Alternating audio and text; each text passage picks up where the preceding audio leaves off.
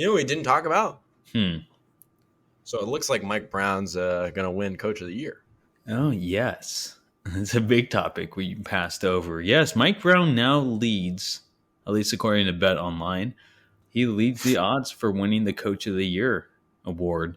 And I mean, for good reason, right? I mean, like the next highest guy is Joe Mazzulla. And I get it, like Joe Mazzulla is like a new head coach. I mean, Brown's not a new head coach, obviously, but his first time in Sacramento and his first time being a head coach in, almost a decade.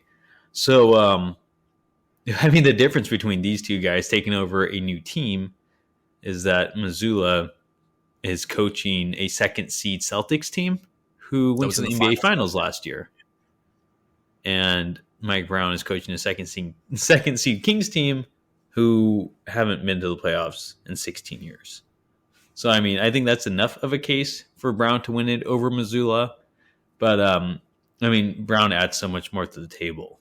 I mean, he's done a ton. Just kind of looking at what's noticeable, the team is in second place. More importantly, though, the team is one that understands accountability, is always hungry for a lesson, and is constantly wanting to do the right thing.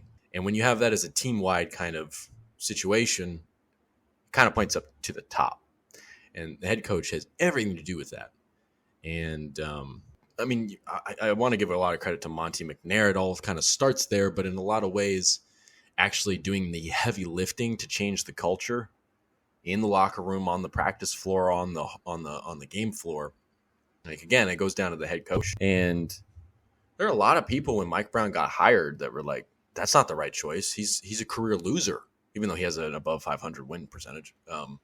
He's a career loser, as everybody said. He just succeeded because he coached LeBron and all this stuff. He's kind of proven to be everything that you hoped for.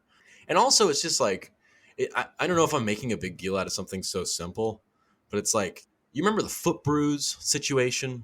And like, we're like, well, why did Fox play on it so long? And why was it allowed to fester? Why was it allowed to combine with stomach bug that was going around the team? And he also had a thumb issue. Like, why did that happen? Like, of course, the player wants to play. The player is going to want to compete regardless of nagging injuries or whatnot. It's kind of on the head coach to do something about it. And like, that was along with maybe starting KZ Okpala or being very, I guess to use the word again, stubborn about giving him a shot when it seemed clear that if you're not going to, not to rehash the situation, but if you're going to make Keegan Murray earn a starting role, why the hell are you going with KZ Okpala, not the guy that was starting on the team last year and did a really good job? And the guy that got like 3 DNPs in the first 5 games and then ended up being one of the best members off the bench, Trey Lyles. But I guess the other kind of main gripe with Mike Brown was the foot bruise situation. It's like, why didn't you step in? That is kind of your job at that point.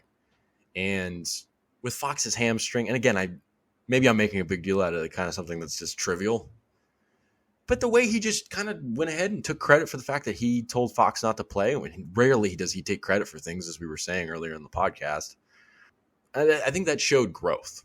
And I think that if you're going to expect your team to grow, you kind of got to do it yourself. And that's just kind of a cherry on top. But it's just like, nobody expected Sacramento to be 11 games over 500. Like, that alone is just like obvious. Yeah.